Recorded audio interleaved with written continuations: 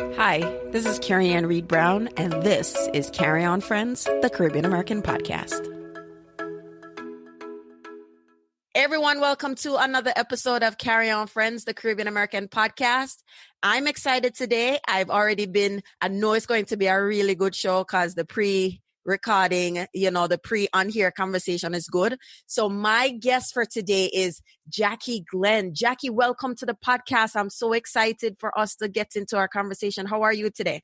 I am great, blessed and highly favored, Carrie Ann. I am so excited, honored to be your guest today. Love it. Love it. Thank you so much. All right. So why don't you tell the community of friends a little bit about who you are, Caribbean country you represent, your professional background and all that good stuff.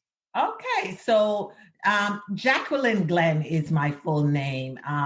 And I hail from the sunny island of Jamaica. And so travel globally. I recently left my position as Vice President of Global Diversity and Inclusion at Dell EMC.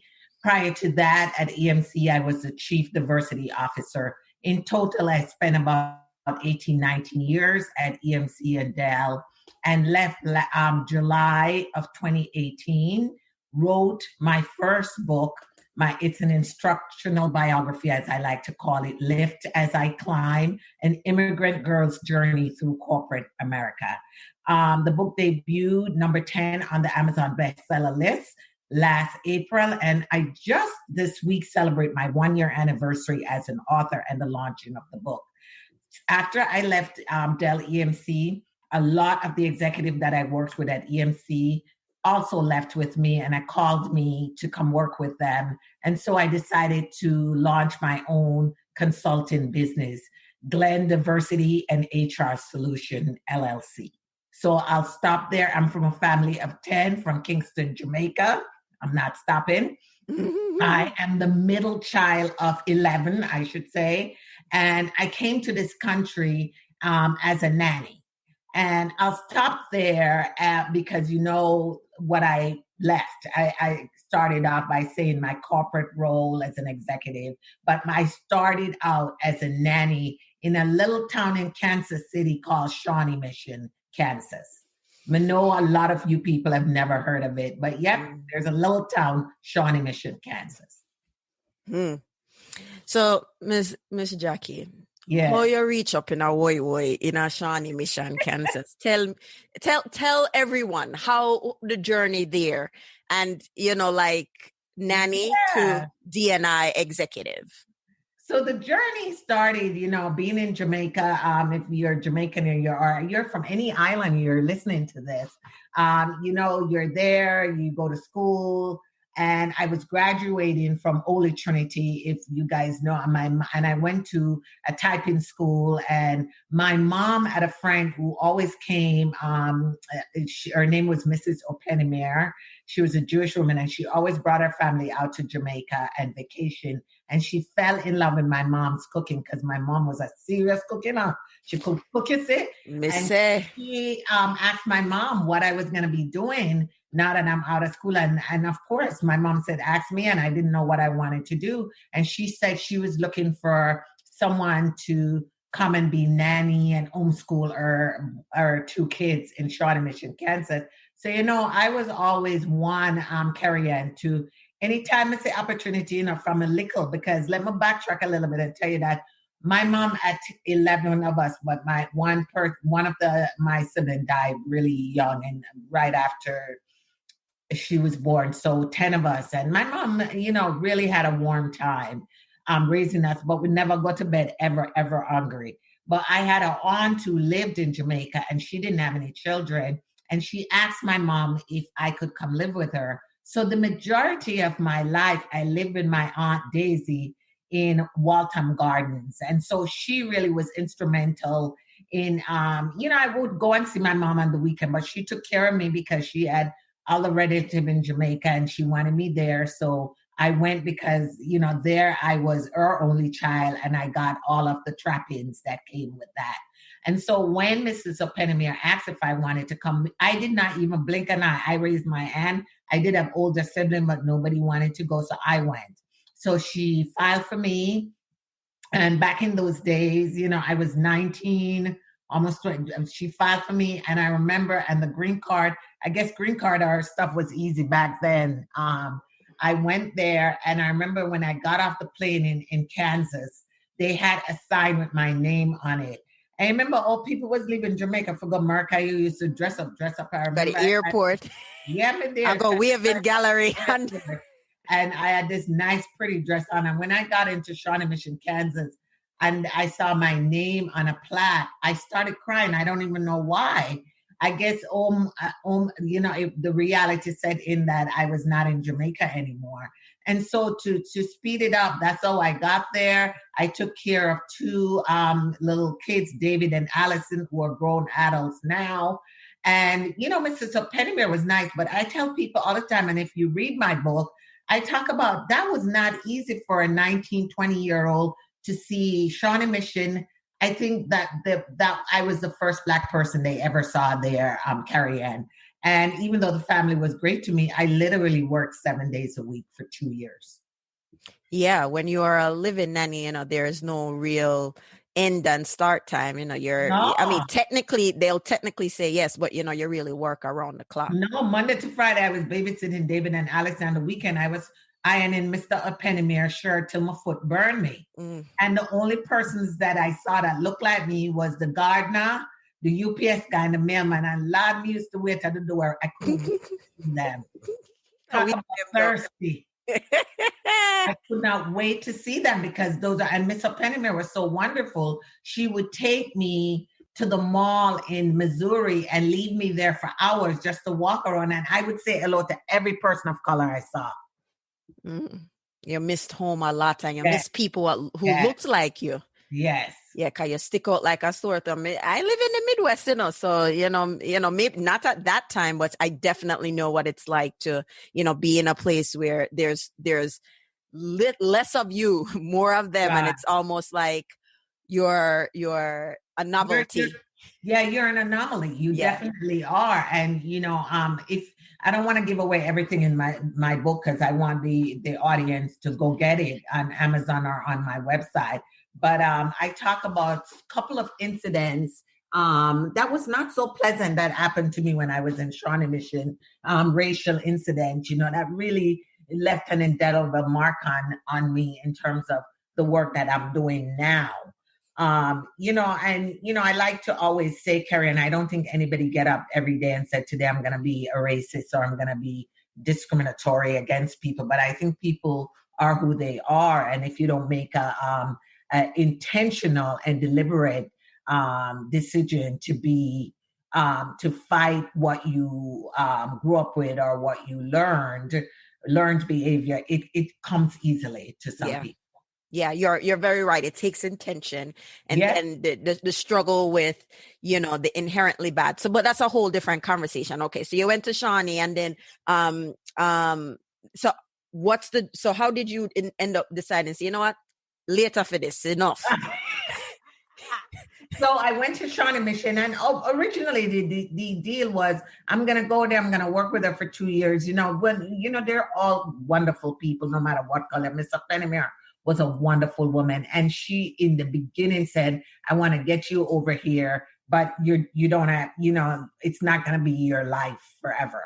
And so after 2 years, she knew that I had family in Boston, and she packed me up and sent me on my way because I had to fulfill my green card obligation. And she sent me to Boston. And Boston was where a lot of my father's cousins and all of my aunts were here that I came to live with in Boston. And that's how I ended up in Boston. Man, I tell you, just the journeys that we take, to get here, it's a remarkable time, just to when you think of how your mom and even you at 19 just, took on that risk and the fear that you had to work through and how you ended up here. So let's talk a little bit. Let's push forward a little bit because I don't want to give away, some of the book because you talked about this in the book. But now you've moved to Boston and you've gone through the ropes, and now you're in DNI. How Yeah. So, you I moved to Boston and just really fast forward, decided, okay, now I can go get a job. So I went and got a job at the hospital Monday to Friday. And then I was living with my aunt and I, didn't really have much to do. And you're in America, you can work around the clock if you want. So then I got a job on the weekend. So I was working 7 days a week. And then I started going back to community college. So I went to Bunker Hill Community College in Boston. And then in the midst of all of that, I met my husband. And then after that, I started moving up at the hospital. I started out as a clerk, met my husband, got married, had babies, and then went back to graduate school while I had my second daughter, and just really just kept moving, talk about, having different iron in the fires, working, going to school full time, being a wife, and really started moving and climbing the ladder in HR. My first job in HR was a receptionist. And I honestly believe that no matter what job you get, or what job you're doing, you can show up at that position. Let me put it a different way. The position doesn't necessarily have to define you. Let me tell you what I mean by that, Carrie. When I was a unit clerk on the patient floor, I used to wear a suit to work every day because, Jamaican people extra. So my dress like back foot, as my mother would say. I was dressed up.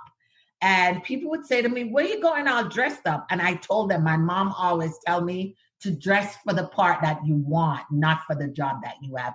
Even that little woman from Jamaica that have an 8th grade education, she always told me to dress for the part that I want. She's very big on appearance and how you show up. And I started at that, and people never forget me. So I moved from the unit clerk, went into the office, started working as a receptionist, and everybody from the island who came to apply for a job remember me. And I talk a lot about brand.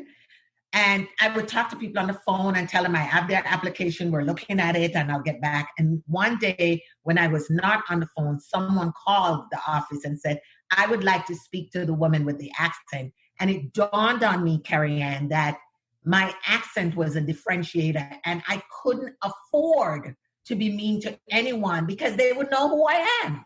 Yep. And from there on, it was a pivotal moment around customer service, guarding your brand. And that got me, people would come in, they would want to see me, and they just started promoting me. So I went from a receptionist to a recruiter, and I was in charge of recruiting all the people in the housekeeping department, the kitchen, laundry, all of the people that help keep the hospital clean.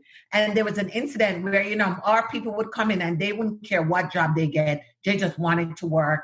And someone would tell somebody there's a Jamaican woman that hired people and 50 million of their family would come. No, I was not a discriminator. I would hire everyone. But what I ended up getting was a call from my boss one day and said, there was a complaint against you that you're only hiring people from the islands. And I literally went into my, my record keeping, and I showed them how much other people have hired. Because, minorities, a lot of minorities and, people in the underserved community are the ones who take these jobs.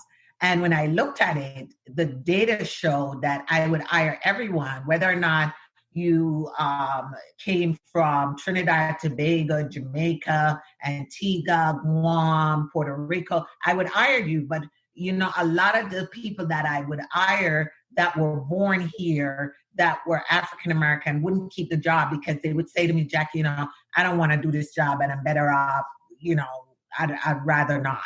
And so that was really a stigma that people said I hired only per se my people, but I hired everyone. And what I found out when I left there for the next job was that, people from the islands just want to get a job when they come here. And the way I explained it to my boss was, in these islands, they don't have welfare, they don't have any help from or aid from the government. So when people come to this country and they can get a job and get a paycheck, they're going to do a ton of job and they're going to hold on to it. And so I did that. I moved up, and then I became an HR business partner. And from there, I left there and went to another healthcare facility. And then I was a manager, and then I just kept moving. And then I decided to get out of healthcare around 20 years ago and decided to go into technology. And so I took a job with the company EMC as a manager and quickly rose through the rank of director, senior director, and then was the chief diversity officer for a 60,000 employee technology company globally. In 2016, Dell bought EMC, which brought us to 140 plus employee. And I stayed there for a year and a half as Dell EMC and decided to leave. And so my journey has been one that I would never, ever change because, I've traveled the world, I've spoken, and I've kept my identity all over. I was telling a class last night that I was lecturing at Suffolk University online. And I was telling them that one of the things that I least enjoyed about Jackie Glenn was my accent. And I had to learn over the years to own my accent because I was given a job, and God is really funny. He gave me a job where I had to speak a lot. And so I was either gonna either become really comfortable with my accent or get fired. And so I chose to use my accent as my differentiator. And I was telling the student that anything that you don't like about yourself, you can use that as a brand differentiator. I was in Ireland years ago opening a conference. And normally when I travel the world, I hit the stage. Good afternoon, good evening, good morning. My name is Jackie Glenn, and I hail, be sure to pronounce that H that we drop as Jamaican. I hail from the sunny island of Jamaica. So right there and then, Carrie-Ann, I get it out of the way where I'm from, and I answer that question. And I'm comfortable with the fact that I am Jamaican. I have an accent. Sometimes I drop my H, I drop my S's, but I'm at it where it's not supposed to go. Right, S's and H and all of that, but you can understand what I have to say. So over the years, I've worked on slowing down, doing active listening, but really slowing down, sometimes even over pronouncing the words so people would understand me, but still owning who I am as an immigrant, as a Jamaican, as a woman of color, as a mother, a wife, a daughter, and now a glam mom. Glam mom. Jackie, I just love the story. I read the book, and the story that you told about getting comfortable with your accent, I have two experiences with that story. So, most in 2010, 11, I think more 11 or 12, I was doing some interview, and I interviewed a young man who went to one of the local colleges here in New York. And so I was asking the question, what do you think is a strength and a weakness? And I'll never forget, when he told me his weakness was his accent. I listened to him finish it. And I can tell as, Jamaican to Jamaican, because he did say, he's Jamaican, that, he's him fresh, him just come. So the accent is still a little strong. And I said, don't ever say your accent is a weakness. And it was just like, after the interview finished and everything, I said, don't, just a tip. Your accent is not a weakness. And I said, your accent, just like you said, is a differentiator. Yeah, it's a brand differentiator. And like you, I've struggled with over pronunciation. A lot of times sometimes, back in Jamaica, when I say a lapse where you twang and it go between the patois and the twanging. Especially when you're upset. Yeah, listen. So, over pronouncing because I'm pronouncing it between the Jamaican, the British way, and trying to do the American way. And so it don't come out quite right. And so my very first experience with my accent, I was in high school here, and I remember the teacher, Monty, big up Mr. Montalbano. He wanted me on the moot court and the mock trial team. And of course, moot court mock trial is woolly talking, right? Right.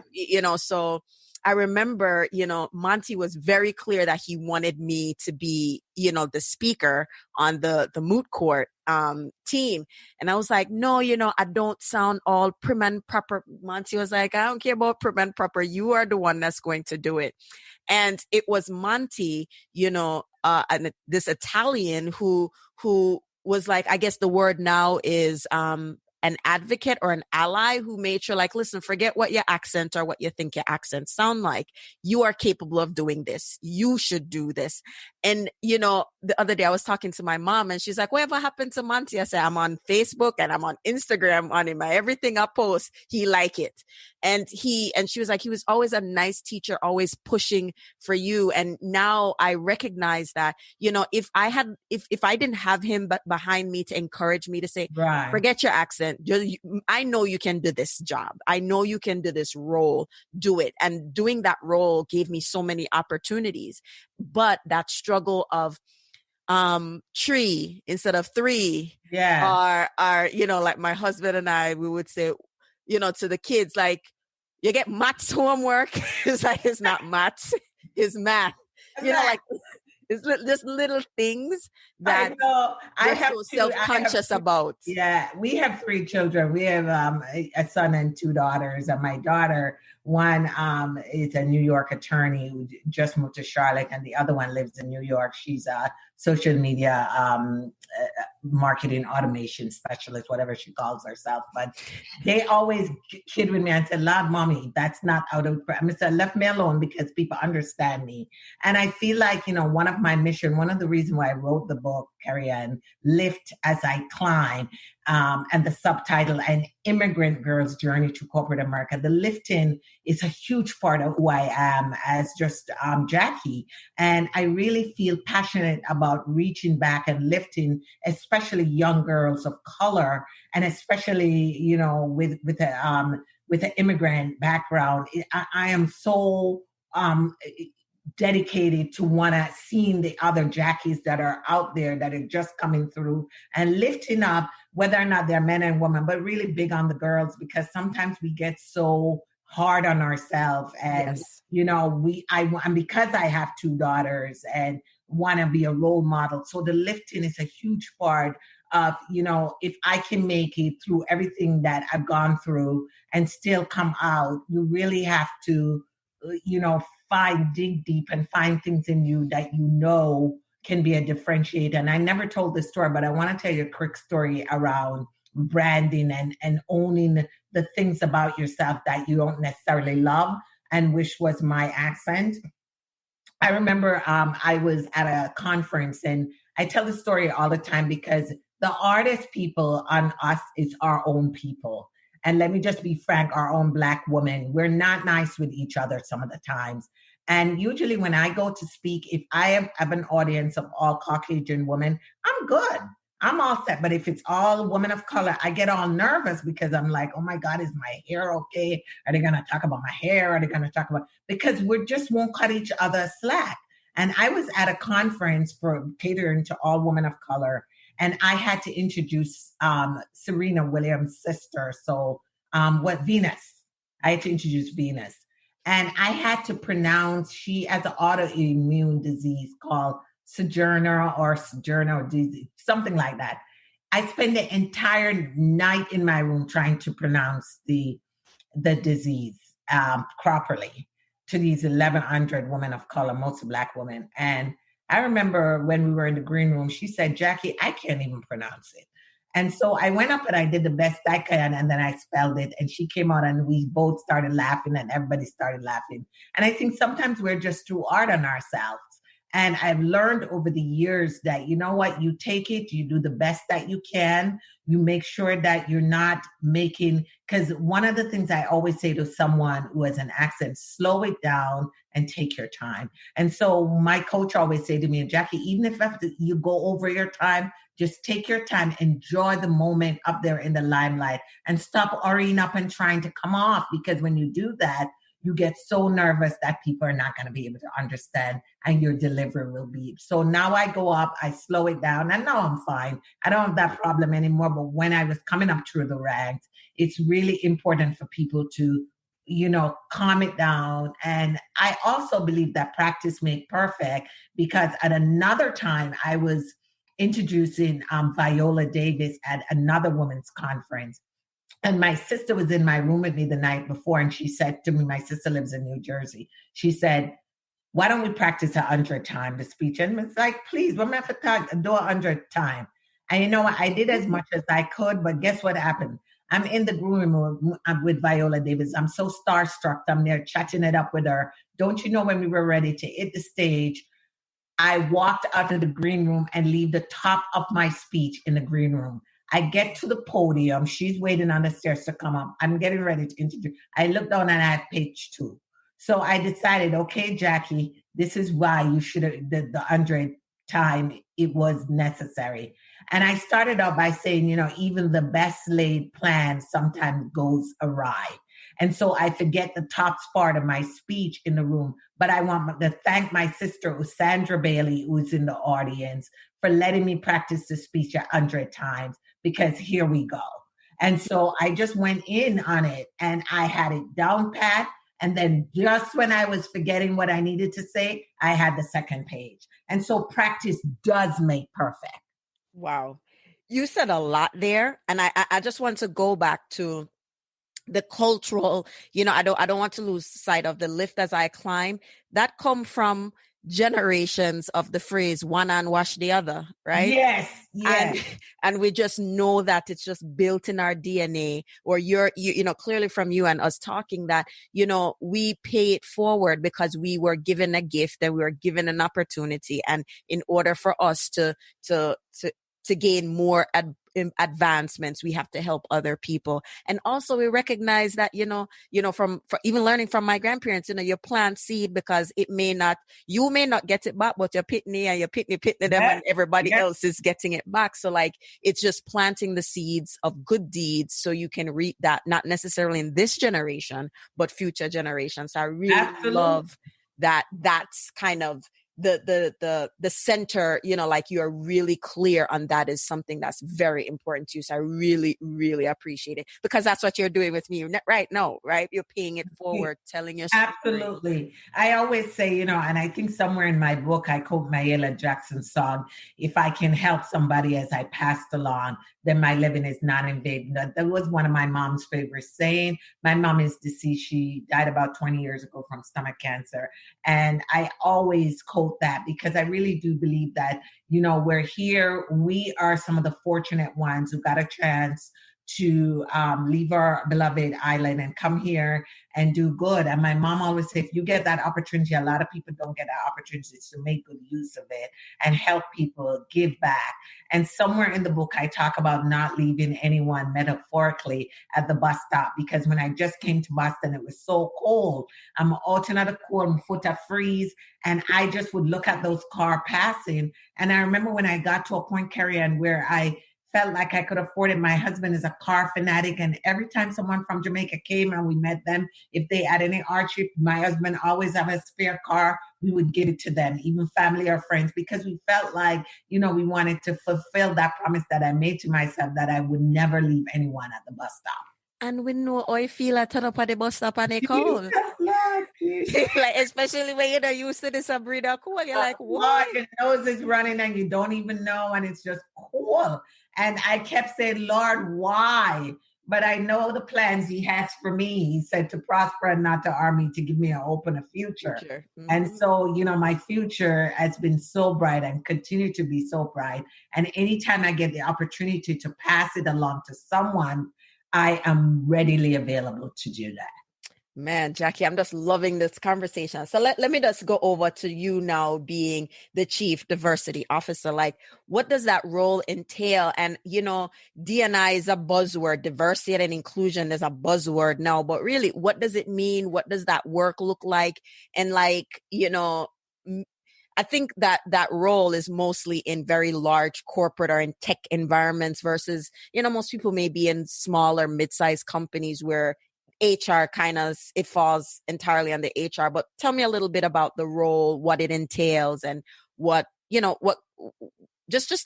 I guess share your experience. Yeah. So as the role as a Chief Diversity Officer was, really to set the goals and strategy for the organization globally on, where the company is going to focus as it pertains to diversity and inclusion. And what that really means in a nutshell is that when you look at the type of company that I worked with, it was a technology company, and one of the focus was for unrepresented minority. And that necessarily was women and African-American, Black, Hispanic, people that, technology is usually made up of white guys. And so the majority of the population there are white guys. And they really wanted someone to come in and to take a look at the landscape and put together programs and strategy in place so that we can sort of build the pipeline of the next leaders that were coming up globally. So that was my job, to work with, I reported into HR.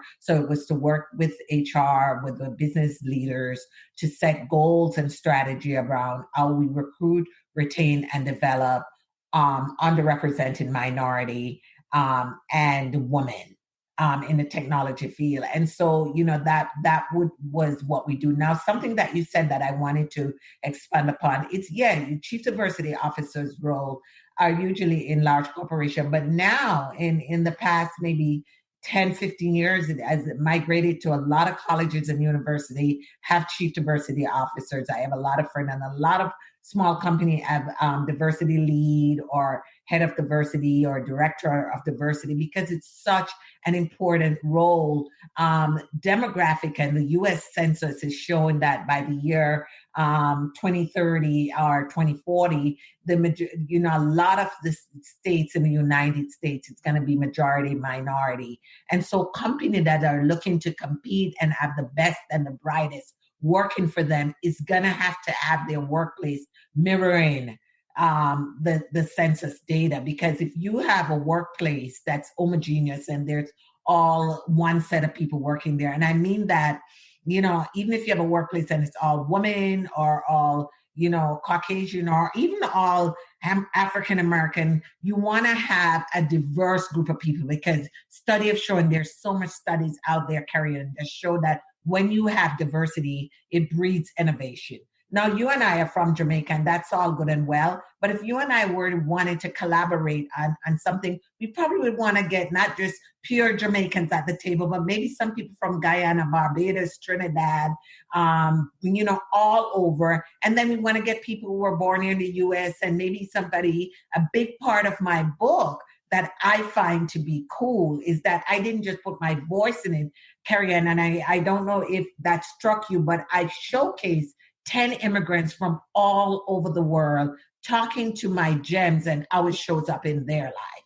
And I thought that what I wanted to do when I did that, Carrie Ann, was just, people might read about me and say, yeah, sure, all right. But when they might read about Carolyn La Riviera from Germany, who is also an immigrant and came to this country and speak on it, they may read about Cece from Ghana, or Sumba from India, or Betsy from Puerto Rico. And I know Puerto Rico is a part of the United States, but the way they treat Puerto Rico right now, they might as well be an immigrant country. So I featured my friend Betsy Silva from Puerto Rico. So that's one part of the book that I really love, because I feel that when you have different voices at the table, I know that it breeds innovation, and innovation breeds transformation. And without innovation and transformation, companies will die. Absolutely. And, that wasn't lost on me. So when I started Carry On Friends, and people are like, why do you focus on, Caribbean Americans? So I said, I'm Jamaican, but, I'm part of a larger group of people from the Caribbean. So there's a diversity there. But also what I'm talking about is an immigrant story. But because I'm not an immigrant from any other area, but of the Caribbean, I'll focus here. So I did see that it was like really an immigrant story, to say that they are commonalities in our story. I remember I worked at a technology company and in the marketing team, and there was another person of Caribbean heritage. I believe her parents were from Barbados, and then someone else on my team, her parents are from China. And it's like, we all tell the story. Everybody come up, the whole family then pack up in a one house. And then as they can afford, everybody spring out and go into them own house. And, like food and this, bringing lunch to school, and how it's embarrassing, like just different angles of a similar story. And so I did catch that. And I was really, grateful, like even why I reached out to you, because actually my friend Michaela saw the article and she's like, Carrie, you have to interview her, because I feel like you and she go get along, because a lot of what you were saying, or you are currently saying, was my experience. But at the time when I was experiencing this and I wanted a mentor, I couldn't find anybody. I couldn't find anybody who could help me, like I knew I had my accent, and, I couldn't find anyone who would just really, support my growth to the next level that I wanted to. And so that's kind of how the podcast started. So it's like, striking out blindly, and going back to what you were saying, Right. sometimes we look for help and we don't get it. And in a way, it's God saying, are you for do it? Because you have to, start it or do something. So I'm so glad that we're having this conversation, because I feel like, a lot of times, there's a balance with cultural appreciation, but I also say we don't want to be blinded by our cultural habits, because they keep us stuck.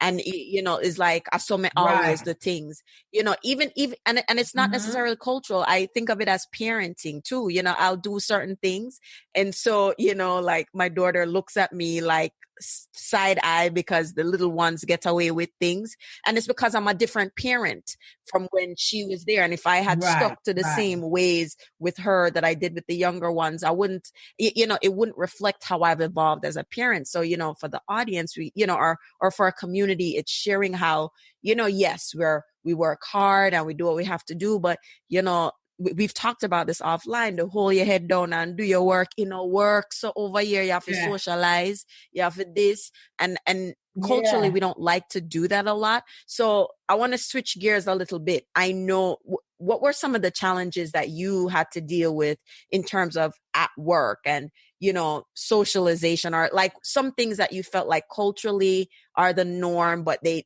kind of made it challenging for work? So like, what was something that, I couldn't tell if the things at Jamaica, so would I do it? But at work, it was like, no, this is not something that gonna make you get promoted, or, because we can rule out that we're hard workers, right? That's not a problem. We can't rule that out. Two, we can't rule out, so we just like cut pussy go work. We not, we can't rule that out. Yes, yeah, we not have no problem. I look like Dapper Dan and, at work. So what are some other areas culturally that, we laugh about and we're aware of, but they can be challenges or blinders for us at work? So, as you were talking, one came to mind, and I'm so glad that you're asking me, because I was going to chime in, and I said, let me wait, was, my mom raised me, and she always said to all of us, self-praise is no praise at all. I'm sure you've heard it. And, sit down and be quiet and just put your head down and work. But that does not work in corporate America or anywhere these days. And what I found out, that for me was a huge moment when I decided to depart from that and to start big up myself and the work I did. Because, if you're not going to self-praise because your family, modesty, don't look people in the eye and all of that, that's something we grew up with, but it's such a career derailer, because while everybody is in the office or at the staff meeting talking about them move a pen and then put it here and then move a pin and then put it there, you sitting down there where you were there in the office all night, you got 15 report done and nobody know about it but your boss, and your boss is certainly, if your boss is not that type of boss to give you props, nobody will know about it. And so that whole notion of self-praise, I wrote, one of the chapters in my book is on boldness. And I really talk about, boldness, not being rude, but being bold. Sisi Agafu. And I know I just butchered his name. He's from Ghana. And he talked about you have to be bold in your self and what you have to offer. And he told a story coming from Ghana and being the youngest on his team. And he raised his hand and asked his boss if he could go bid for this contract, because experienced people on his team went to do it and they couldn't get it. And the boss gave him the side eye, as we would say, but made him do it anyway. And he went in and won the contract. And I just sort of gave you the condensed version. Gone are the days when people are not going to step forward. And, you don't have to overkill and give yourself a praise, or said, here's what I'm proud of about myself. Here's what I did. Here's what I'm proud of. And really taking the angle and said, you know what, here is what I feel and how I feel. I was lecturing last night at Suffolk via Zoom, and this young lady was saying to me, Jackie, I tend to ratchet it back and don't want to say much. And I said, now that you're in a leadership role, you're going to have to say something, because in the absence of silence, people are going to think you don't have no sense. So you got to say something. And even if you can't say it because you feel like people are drowning you out, when you get back to your desk, send them a long email. Here's my thoughts since I didn't get a chance. So this whole thing about self-praise and not speaking up and then not socializing with your coworker, go on one, what, even if you don't drink. I did myself a disservice for years because I wouldn't go to things with my coworker, and all the news and all the labrishas would say happen, and I would be in the out. And then I started going and having a ginger ale and all of that. And you would not believe the things you've learned. And so even if you don't do it often, but you do it, you go out and you get, I go to invite my coworker, especially the ones that I think have a chip on their shoulder about me. I would invite them to lunch and I would pay, and I would just hit the nail on the head and said, I read your feedback on me, and while, it didn't make me feel good, I'd love to know how we can fix this. And this is like literally like taking the bull by the horn. And, we tend to have been raised to be passive, and especially if the person is white, but I talk back to them because you don't want to lose your job. But, my mother didn't raise any fools. So I really, in the long run, encourage people to be bold, to be self-aware while they're being bold, and to give yourself the props. Now, I have 2 daughters, and boy, I'm telling you, these millennials, I love them to death. But, I have to tell my daughter them that, because my daughter, Alicia Glenn, she thinks she's me. So I have to tell her about no self-praise, because I raised my daughter, knowledge is power. And, they, and I raised them on this saying that you have to ASK to GET. And I'm telling you, my New York daughter, the both of them, but Alicia, she will ask you for anything, Carrie-Ann, anything. And she always remind me, Mom, you raised me to ask to get. And I did. And so I really do believe some of the ways that we were raised, especially me being a boomer, is not relevant right now. What you're saying, there are themes. Even if you were a boomer, there are cultural themes. So, on your end of the island, it's self-praise is no praise, but self-praise is no recommendation was the other. It's the paraphrasing of that, right? Mm-hmm. And then we look at other things like speak when spoken to, answer when told, be seen and not heard, and culturally how we deal with authority, roles of authority. And we talk about, not because your manager is white or whoever, it doesn't mean that you're not supposed to advocate or speak up for yourself. So those things impact us, and adversely, when some Caribbean people get into managerial roles, they feel like, oh, it's time to abuse those roles because you're now in authority. So a lot of how culture plays a role in how we impact. And trust me, I know about not going out. And I had a webinar the other day and we talked about it. Like, sometimes it's frustrating.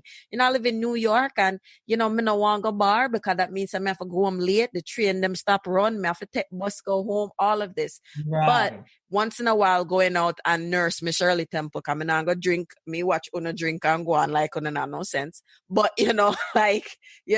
just engaging for a little bit, because they also seeing you not coming out. They don't know you, right? And then it is not intentional that they don't trust you. They just don't know you, and you work with people who you know and you like, right. And that's the reality of it, right? So I love the story, like boldness. You have to toot your own horn, because if them not know you do it, you're not getting no promotion, you're not doing nothing. And worse, somebody go take praise for something what you do. And one of the things as women of color that I know that, and I think it's across the board, is that, we tend to I know from my personality, in the book I write about having my first board meeting having my first C-suite meeting and going into my CEO to present to my CEO. And when I walked into the room, and I don't want to give away the book, but that catch my eye, Miss Jackie, when me read the part, me bust out and laugh. How you tell the man for small up himself? But I felt like, no, what am I going to do? I told everyone that when I walk into that room, I had a Rosa Parks moment. And for my African-American sisters who were born in this country, I really felt like, Rosa Parks fought and got arrested for me to not sit in the back. When I walk into that room, on the side of the room was chair, and in the back of the room. And I was there with my boss, who was a female, and she decided to leisurely go sit in on the side. And I decided, you know what, this is now or never. I can go do that, or I can make a joke of it and take my chair. And so I pick up a chair and I went right next to my CEO and tell him to smile up himself.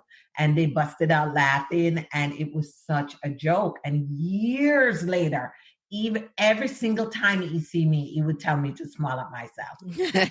I love it. Yeah, and I believe that sometimes, when you're in a situation that is not ideal, instead of getting mad and getting all crazy and have them put label on us that's not deserving, sometimes, and not everyone can do this, but my style is humor. And my boss that was there with me said to me, "I can't believe you did that." I would have, because she, everybody's different, and I thought she thought I was a bit much, but it worked, and I got my seat at the table, and that's what I was there for. And the meeting went on, and it calms everyone down. I was doing a budget presentation around diversity, and diversity is never easy to talk about, especially when you're talking about the race part of it, or so it just sort of kind of lightened the mood in the room and give up everyone a chance to have a laughter moment. And so, that's who I am. I don't expect everyone to take my persona, but if people can just go in on the lighter side, I think a lot of time our Caucasian brother and sister are seeking to understand. Not all of them, but some of them. And if we can use it, like I always tell people, I like to use things as a teachable moment. And I felt like that, because nobody was taking the initiative to make space, I taught them, and I use humor. So find what you're comfortable with. It could be humor. It could be something else. And, break the ice, break the tension, whatever that is. I love it. I love it. So I had one question, and, we'll see, like, are there any misconception around diversity and inclusion that you want to share with our audience, especially for people of color? Like what our expectations are versus what is reality that you want to kind of help us frame or understand, to help us, I don't know. I'm curious. Right. I think there's several. We could be on this podcast for a while, but I think a lot of times I'm writing a blog for this website in Nebraska. And one of the points that I'm making is that just because you're a person of color, you are a Black or brown person, doesn't mean you're a diversity expert. Yes, you might have some expertise in the fact that you've lived in the body as a woman of color, or a Black person or a brown person, or, a Latinx, but it doesn't mean you're an expert. And a lot of times organization, because that happened to me, see that you're the only one of color and they pick you to run diversity. Diversity is not for the faint-hearted. I like to tell people that if you are not going to speak truth to power, because it's really take expertise. And just because a person is in the category of underrepresented minority, whether that's a woman or, Black or Hispanic or Latinx person or Latino, doesn't mean they're a diversity expert. And I really want people to understand that, because there's a lot more that goes into it. There's a lot of tough and courageous conversations that needs to take place. And you have to call people out on, if they hire you and want you and put you in a role to be the diversity person, and it's just for show, then you need to figure that out and ask yourself the question, do you want to do that? Or do you want to go in and do you want to do real work? And because I said last year, I was at a workshop and I said, a lot of times they put people in these diversity role and they make it worse, because they go in and they essentially are just yes people and are just there to take up space and take up air, and not really doing the hard work of speaking truth to power. And I think that if you're not able to do that, then you shouldn't take the role on as a D&I practitioner. I agree. I've seen a lot of conversations where people do talk about that. So I'm glad you brought that up. And so the other question that I have as we wrap up, is there, other than reading the book, right? And you'll get to share that information, because I think it was just a valuable book. It's not a long book. It's a nice, quick read. Anything that you want to share, especially, the elephant in the room, we didn't get to talk about it, but in this COVID-19 world that we're in, right? Anything you'd like to share? So, I think that first I'd like to share with people to link in with me if you're listening. It's Jackie Glenn with 2 N's. And you'll see, you'll recognize me once you type in Jackie Glenn on LinkedIn. But also take a look at my website, glendiversity.com. And you can also order a book from there also. I also run a consulting practice that specializes in coaching, executive coach, and I coach a lot of mid-level managers, leaders, and executives. So if anyone is listening and need a coach, hit me up. But also just remembering, as if you're an immigrant and you are doing work out there, is to remember to lift as you climb. Carrie Ann reached out to me. She didn't have to, and I responded. I think too often we're so caught up and busy that we're not remembering to do one thing to help someone. And I'm hoping with this podcast that I'll get a bunch of new friends. And because Carrie Ann and I are friends already, and we have not actually met each other in person. So just continue to fight the good fight, be who you are, stay authentic but not rude, continue to show empathy, operate always in integrity, and always rest and rely on your faith, whatever that is. Yeah, I love it. Jackie, thank you so much. I really enjoyed the conversation. We could have talked about so much more, but maybe that's another episode down the road. But thank you so much for joining. I'll make sure I put links, all the links that you mentioned in the show notes. And as I like to say at the end of the show, walk good. Walk good. Take care. Thanks a bunch. You've been listening to Carry On Friends, a show about the Caribbean American experience. We post new episodes every 2 weeks. And if you want to learn more, buy merchandise, or sign up for a newsletter, check out our website, carryonfriends.com. The Carry On Friends podcast is produced by Breadfruit Media, and new episodes are available every other Tuesday morning. You can listen to the podcast on the website, carryonfriends.com, or you can listen on Apple Podcasts, iTunes, or wherever you like to listen to your podcast.